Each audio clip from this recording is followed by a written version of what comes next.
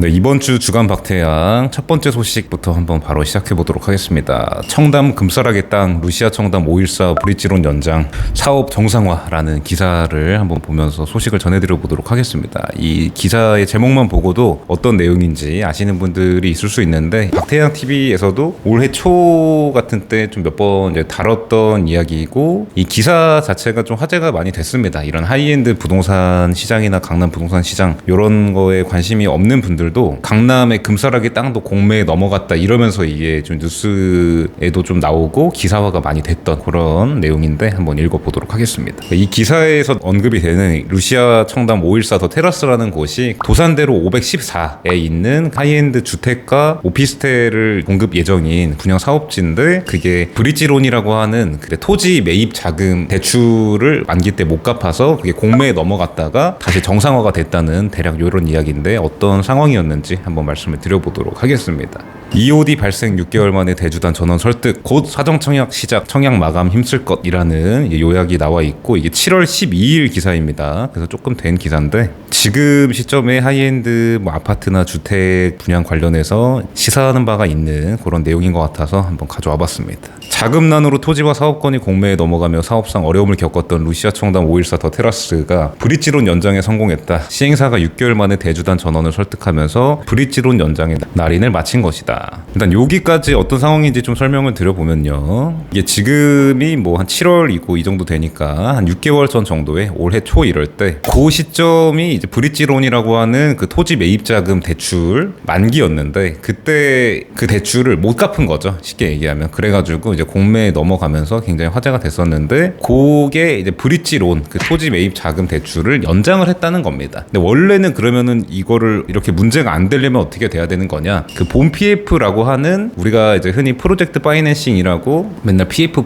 말하는 그 PF가 본 대출이 일어나서 이제 이 브릿지론이라고 하는 토지 매입 자금을 갚고 사업이 진행이 돼야 되는 건데, 그 본 PF라고 하는 대출이 일어나려면은 이 PF라는 것 자체가 아직 담보가 없는 상태로, 이제 건물이 지어져 있지 않은 상태로 우리 이런 사업할 건데 이렇게 돈 들어오면은 사업이 딱 돼가지고 이렇게 될 거야, 이런 거를 이제 설명을 해서 금융권에서 이제 돈을 빌려주는 이런 구조지 않습니까? 이 얘기만 들어봐도 뭔가 사업이 윤곽이 나와야 되는 거죠. 그러니까 뭐 시공사도 정해지고 인허가도 나고 뭐 이래야 되는 상황인 건데, 이 브릿지론이라고 하는 토지 매입 자금 만기가 될 때까지 그거를 못한 거예요. 근데 이 시점이 어떤 상황이었냐, 작년 이제 하반기 들어서면서부터 이제 금리가 급격하게 올라가가지고 안 그래도 어려운 상황이었는데, 그 우리 레고랜드 발이라고 하는 또 기가 막힌 그런 첩첩산중으로 그런 게 이어지면서 전반적으로 어려움을 겪는 상황이었죠. 원래도 이런 하이엔드 주택 같은 것들이 쉬운 사업이 아닌 게, 예를 들면 하이엔드 부동산을 얘기할 때 언급하는 것 중에 에테르노 청담이라고 하는 단지 있죠. 그 단지도 2019년 초인가 그때쯤에 이 시공사를 못 구해가지고 이 본 PF 전환을 못해서 그 브릿지론을 못 갚아가지고 공매에 넘어가서, 그거를 원래 최초 가격이 1700 몇십억이었던 거를 이제 920억인가에 지금 마지막 최초 시행사가 이제 떠오게 되면서 그게 에테르노 청담으로 나온 거예요, 분양을. 근데 그때는 지금 같은 이런 급격한 금리 인상 이슈나 뭐 시공사들이 이제 수주를 안 하려고 하는 이런 이슈가 지금 정도로 있을 때가 아닌데도 시공사를 못 구해가지고 이제 그런 상황이 벌어졌다는 얘기인 거죠. 그러니까 예를 들면 우리가 아파트 같은 거는 어느 정도 정해져 있잖아요. 그냥 그렇게 해서 딱딱딱 지으면 그게 뭐 평당 얼마가 남고 뭐 이런 게 계산이 쉬운 건데, 이런 하이엔드 주택 같은 거 특히 최근에 나오는 이런 것들은 이게 어렵단 말이죠. 뭔가 좀 난해한 영역도 있고, 그리고 또 수요층 자체가 이제 고급 수요층이다 보니까 더 불만이나 이런 게 나올 수도 있는 부분도 많고, 얘는 눈이 높으니까. 근데 그렇다고 해서 이 시공사한테 더 마진이 남는 것도 아니고, 이게 아주 호황기면은 뭔가 브랜딩 차원이나 이런 차원에서 시공사들이 이런 하이엔드 주택 같은 것들을 수주를 할 수도 있는데,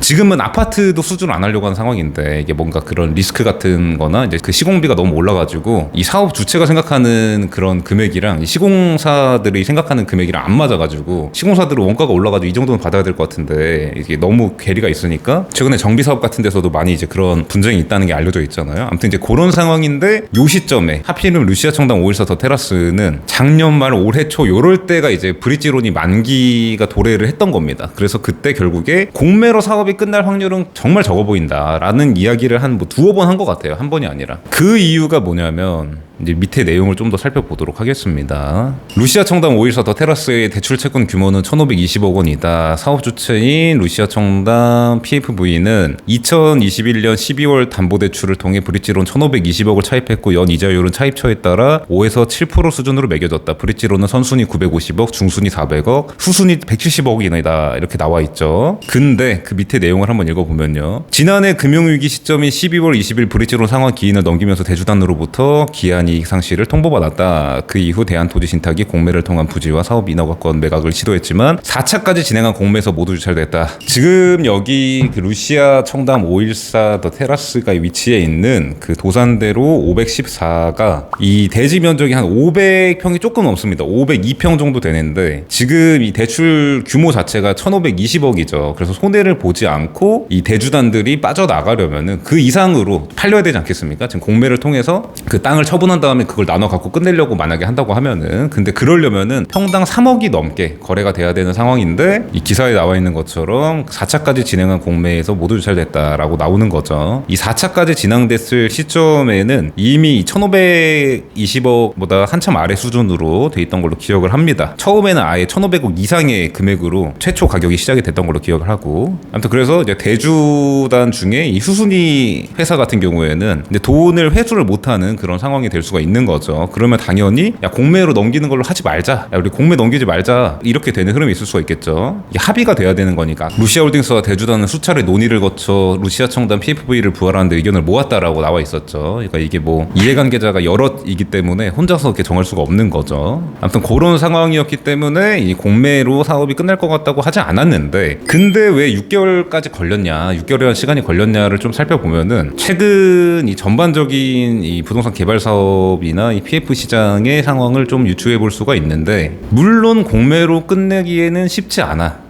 왜냐면은 제가 방금 말씀드린 뭐 그런 이유들 때문에 그게 이제 손실이 불가피하거나 이런 경우가 되면은 공매로 이제 사업이 마무리가 되기가 쉽지 않은데, 근데 이 대주단들 입장에서는 또 이런 생각이 드는 겁니다. 이게 어차피 안 될 사업인데 이거를 그냥 생명줄만 연장하는 게 아닌가, 이런 생각들이 이 루시아 청담 514를 얘기하는 게 아니라 최근의 전반적인 분위기를 보면은 이런 생각들이 대주단들이 드는 거예요. 그러니까 일종의 그냥 우리 투자자들이랑도 심리가 비슷하다고 볼 수 있는 거죠. 그게 막 호황기고 막 뻥뻥 팔릴 때는 그게 별로 무리해 보이지 않았는데 그냥 한 1년 정도만 시간이 흘렀더니 야 이거 그냥 차라리 그냥 안전하게 돈 빼내기 낫지 않을까, 좀 손해보더라도 그때는 우리가 좀 무리하게 했지만 이거는 지금 이제 좀 아닌 것 같은데, 뭐 이런저런 여러 가지 생각이 들 수가 있겠죠. 야 그래서 이게 본질적인 게 해소가 안 되면 이게 우리가 이거를 연장하는 게 의미가 있을까, 뭔가 이런 뭐 시공사 도급 계약 뭐 문제라든지 뭐 분양성이라든지 뭐 이런 것들 본질적이게 바뀌지 않았는데 우리가 이거 하는 게 맞을까, 막 이런 생각 여러 가지. 어차피 공매로 끝낼 수 없다는 거를 대주단들도 약간 이제 알고 있는 상황인데, 그러던 참에 그냥 야 이거 생명만 연장하는 게 의미가 있을까 이런 생각을 하던 참에 정부에서 나선 거죠. 왜냐면 이런 생각들을 다 비슷하게 하고 있으니까. 그래서 최근에 뭐 PF가 터진다, 뭐 브릿지론이 뭐 터진다, 뭐 이런 얘기들이 이제 뉴스에서도 많이 이제 나오고, 왜냐면 이런 상태인 이런 부동산 개발 사업장들이 많기 때문이에요. 그러니까 본 PF라고 하는 게 본 PF 대출이 일어나서 사업이 진행이 돼야 되는데 그냥 브릿지론 연장만 계속 하고 있는 겁니다. 공매로 넘기면 손해 보고. 그렇다고 이거 생명줄만 연장하고 있는 게 의미가 있나 싶은데 일단은 그렇게 하고 있는 거예요. 공매로 넘길 수가 없으니까.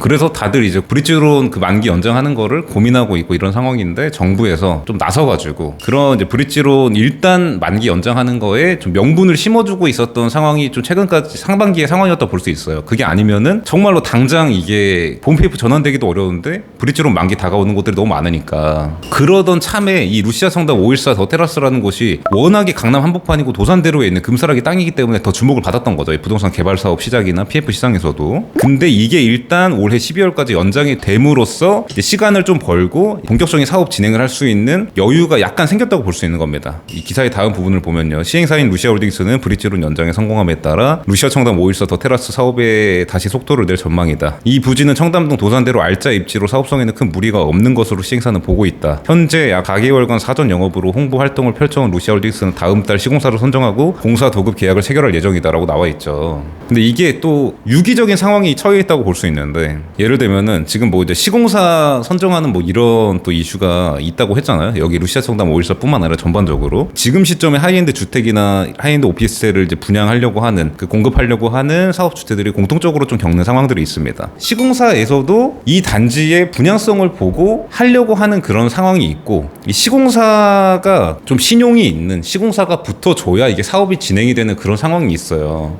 근데 이 시공사들은 지금 이제 분양성에 대해서도 회의적인데, 예를 들면 설계까지 난해하다거나 뭐 이런 이슈가 또 있을 수가 있고, 그냥 지금 시공비가 너무 올라가가지고 시공 비용을 엄청 높게 부를 수밖에 없는, 왜냐하면 원가가 올라간 것도 있지만 지금 리스크를 부담해야 되니까 시공사에서. 그 단순히 이런 공사적인 리스크뿐만 아니라 시공사가 뭔가 이 사업의 신용을 보강해주는 그런 의미가 있단 말이에요. 이게 지금 우리나라 이제 개발사업 시장에서의 약간 좀 특이점이라고도 볼 수 있는데, 우리나라 이런 부동산 개발사업 시장에서 이 시공사한테 좀 의존하는 구도가 좀 있다고 볼 수 있단 말이에요. 예를 들면 지금 뭐 이런 그 분양 공급하는 이런 사업장들이 다 뭐 대형 시행사나 뭐 공기업이나 정부에서 하는 게 아니잖아요. 중소 시행사들이 하는 것도 많고, 이제 그런 것들이 어떻게 보면 이제 시공사들한테 원래 돈이 되는 거라고 볼 수 있는 거죠. 높은 그런 시공비를 받을 수 있는 거죠. 왜냐하면 안정적인 사업장에서는 진짜로 그냥 이제 필요한 시공비 정도만 받을 수 있고, 중소 시행사에서는 그런 대형 시공사가 필요하니까 돈을 이제 좀 더 많이 줄 수 있는 거잖아요. 근데 단순 시공비 이상의 뭔가 그 메이저 시공사가 들어왔을 때 이 사업에 도움이 되는 게 있으니까 더 줄 수 있는 이런 개념이 있다고 볼 수 있는데, 그 중소 시행사는 그리고 작은 회사고 이런 메이저 시공사는 대기업이니까 그 돈을 빌려주는 금융권에서도 이런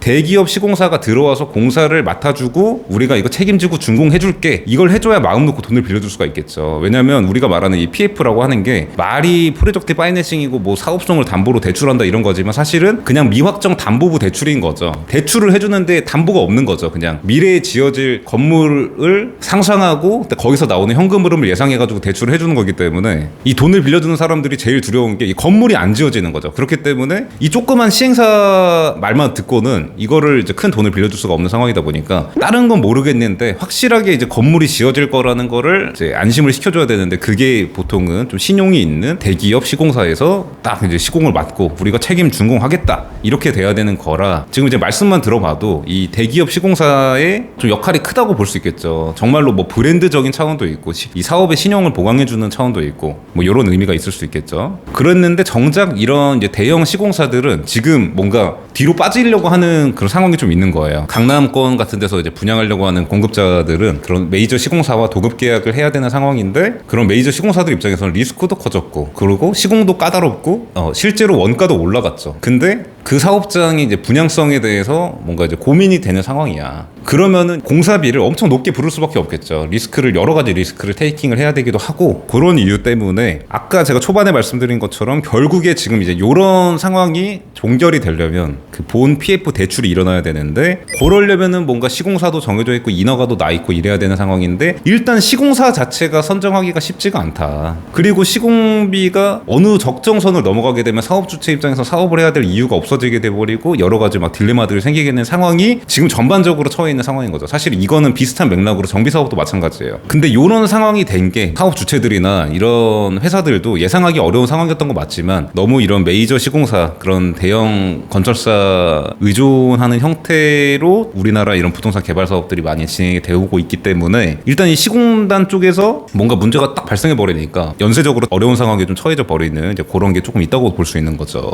루시아홀딩스 관계자는 브릿지론을 현재 6개월, 또 추가로 6개월 연장하면 1년 이자만 해도 엄청난데 이를 감수할 만큼 사업에 대한 확고한 의지가 있었다. 4개월간 사전 분양 영업을 해왔고 또 사전 청약도 시작되는 만큼 분양을 조기 마감할 예정이다 라고 했습니다. 이 대주단과 협의해서 이렇게 브릿지론을 연장하게 되는 과정 속에서 오고 가는 대화가 이런 내용들이 오고 가는 거죠. 우리가 지금 사전 영업을 하고 있는데 충분히 가능하다. 그리고 사실 공매로 끝내기도 어렵지 않아. 그러니까 일단 브릿지론 연장하고 우리가 할 수 있어. 이런 얘기가 오고 간 거고 어느 정도 이제 합의가 된 거죠, 지금. 그래서 이게 역대급 평당 가격으로 나온다고 막 기사도 나왔고 그랬던 이제 사업장이고, 이제 수직 숲 도시라 그래가지고 해외 같은 데 있는 건물에 막 식물 같은 거 이렇게 있는 그런 건물 있지 않습니까? 그런 새로운 새로운 시도를 하는 단지라서 호불호가 갈리는 게 좀 자연스럽고 고분양가의 하이엔드 수요층 대상의 상품이기 때문에 굉장히 난이도가 높은 그런 상황이었기 때문에 더 좀 어려운 상황들이 연출이 됐었지 않나라는 생각이 좀 드는 것 같고, 이게 루시아 청담 514도 테라스가 아파트 25세대랑 오피스텔 20C를 공급하는 그런 총 45개의 세대가 공급되는 그런 단지인데, 이게 실면적 평당 2억이 넘게 지금 분양을 이제 하려고 예정이 돼 있는 상황이기 때문에 요거에 추이가 좀 주목이 되는데, 어쨌든 대주단하고도 잘 합의가 되고 사업 주체가 자신감을 보이고 있는 상황이다 보니까 기대를 해봐야 되고, 또 제가 이제 최근에 말씀드린 것처럼 이런 기존의 하이엔드 오피스텔 시장에도 이런 신규로 분양하는 하이엔드 오피스텔 같은 것들이 뻥뻥 나와가지고 마케팅 해주고 이게 굉장히 도움이 된다고. 근데 이제 그거 자체가 조금 멈췄다고 볼 수 있는 상황이에요 지금. 이건 또 뭔 얘기냐면, 이 신규로 분양하는 것들은 약간 대형 위주로 뭐 30평 이상 막 이런 것들이 좀 공급이 되려고 하고, 분양가도 막 전용 평당 2억 넘게 막 이렇게 이제 공급을 하려고 하는데, 이제 기존에 그 이제 분양했고 지금 분양권 상태인 것들은 주로 뭐 15평, 17평, 뭐 20평 이런 것들이고, 평당 가격 뭐 1억에서 1억 2천 뭐 이런 것들이라서 이게 또 시장이 또 겹치지도 않고 타겟이 좀 묘하게 달라요. 실제로 쓰게 되는 그 수요층이. 그래가지고 이런 것들이 나오는 게 공급이 많아진다는 관점보다 시장에 없던 수요를 더 만들어주는 그런 개념이 좀 있습니다. 여기서 영업을 해주고 이렇게 되면은. 근데 그런 수요가 왔을 때 좀 분산이 될 수가 있는 거죠. 그리고 어쨌든 면적당 단가 자체가 기존에 분양했던 것들이 한참 싸요. 지금 이제 새로 분양하려고 하는 것들보다. 물론 상품성의 차이가 있어서 이제 그만큼 뭐 가격이 더 비싼 명분이 있을 수도 있지만, 일반적인 케이스로 볼 때 평당 가격이 막 1억 가까이 차이가 나면은 어쨌든 이 가격이 싼 거에 좀 시선이 갈 수 있는 상황들이 있잖아요. 그렇기 때문에 제가 한 몇 개월 전 정도에 이런 하이엔드 오피스텔 같은 것들이 뭐 대형이 됐든 뭐 이런 것들이 그 초고가로 분양을 해주면 이 기존의 우리 하이엔드 오피스텔 분양권 시장이나 이런 데에도 이제 거래가 되는데 도움이 될 수가 있을 것 같다. 그래서 좀 이제 기대가 된다 이랬는데, 그 이후로 이제 그 신규 분양하는 게 좀 잘 안 나왔습니다. 오늘 말씀드린 요런 좀 이제 상황들이 있기 때문에. 그리고 이 하이엔드 오피스텔 같은 경우에 사실 요즘은 좀 대형화되고 이런 초고가화가 되고 있지만, 사실 대부분의 경우에는 대형 하이엔드 오피스텔을 기대를 해볼 법하기가 좀 어려운 이유가 있긴 있는 게, 사실 우리가 이런 15평, 20평짜리 오피스텔에 기대하는 것과 이런 50평이 넘는 이런 대형 하이엔드 오피스텔에 기대하는 게 좀 다르다고 볼 수 있죠. 예를 들면 50평 정도 되는 거를 청담동에 딱 갖게 되면 뭔가 주차가 좀 널널하게 그냥 뭐 세대 이상 되고 이런 것들을 좀 기대를 한다고 볼 수 있죠. 그 이제 주택이라고 하면은 거의 당연한 거고, 100억짜리 넘는 거 살면서 이제 그런 거를 기대하는 게 마련이라고 볼 수 있는데, 대지가 뭐 200평, 300평짜리 땅에는 이제 그런 게 어렵단 말이에요. 그러니까 물론 내부는 고급화하고 소프트웨어적으로 강화할 수는 있어도 이제 그런 게 좀 어렵습니다. 근데 물론 15평, 20평짜리도 주차가 널널하고 넓었으면 좋겠지만, 요런 거는 그래도 뭔가 이제 부자들이 뭐 세컨하우스로 쓰거나 아니면은 뭐 젊은 고소득자가 그냥 실거주 목적으로 쓰거나 아니면 사업자가 뭐 사무실 겸 그런 작업실로 쓰거나 뭐 이렇게 쓰더라도, 주차를 한 세대에서 뭐 세대씩 그거를 이렇게 모든 그 수요가 다 원하는 건 아니기 때문에, 그래서 요런 것들은 오히려 가능할 수도 있을 것 같고, 요런 게 지금 시장이 좀 살아났을 때 더 잘 될 수 있을 가능성이 높을 것 같고, 평당 가격도 면적당 단가가 싸고 이렇기 때문에. 근데 대지 작은 데다가 그냥 이제 그 면적만 넓혀가지고 이렇게 하는 경우에는 막 기계식 주차하고 막 이렇게 되면은 한계가 있을 수가 있을 것 같아요. 대부분의 이제 하이엔드 수요층들도 대형 주거용 부동산에는 좀 기대하는 게 다른 거죠. 15평짜리 기대하는 것과 50평짜리 기대하는 거. 근데 이 얘기를 왜 했냐면, 여기 루시아 청담 514 테라스 같은 경우에 대지가 그래도 500평 이상으로 좀 넓은 편이기 때문에, 다른 뭐 2, 300평짜리 땅보다는 그런 뭐 주차나 그런 이제 대형 주택의 수요층들이 기대할 법한 것들이 좀 충족을 많이 시킬 수 있지 않을까라는 상황이 있기 때문에, 여기 그 기사에는 뭔가 알짜 부지라서 사업성이 큰 무리가 없다고 보고 있다고 하지만, 이제 입지도 입지고 대지가 좀 큰 편이라는 그런 이점을 좀 잘 살려가지고, 주차가 단순히 뭐 대수도 있지만 이렇게 들어가는 게 뭐 널널하다든가 막 여러 가지, 그리고 대형 주택에는 주차를 좀 널널하게 주고, 아예 오피스텔 좀 소형에는 그냥 한 대 주더라도 뭔가 그런 밸런스를 잘 맞춰야 된다고 생각이 됩니다. 왜냐면 에테르노 청담이나 뭐 이런 대형 원호 청담 막 이런 것들은 거의 뭐 5대씩 되고 막 이런 상황이기 때문에, 그런 것들과 지금 거의 금액적으로는 비슷할 걸로 좀 예상이 되고, 그것보다 더 비쌀 수도 있고, 왜냐면 그 실면적 평당 2억 넘게 막 이런 그게 예상이 되는 상황이기 때문에. 그래서 지금 파악되는 그런 내용들, 여기 기사에 나와 있는 내용들이나 뭐 이런 걸로는 사실 이제 분양성을 어떻게 끌어올릴지가 좀 관건이라고 생각이 드는 것 같긴 한데, 이제 열심히 준비해가지고 조만간 좀 구체적인 구체적인 내용이 나올 걸로 예상이 되기 때문에 그거에 대해서 좀 주목을 해보고 내용이 나오면 한번 전달 드려보고 우리 하이엔드 뭐 오피스텔 시장이나 하이엔드 주택 시장에 영향력을 그런 끼치는 단지가 될 걸로 예상이 되기 때문에 한번 주목을 해보도록 하겠습니다. You can open up to me, show me what's inside. Mother Nature made us to intertwine.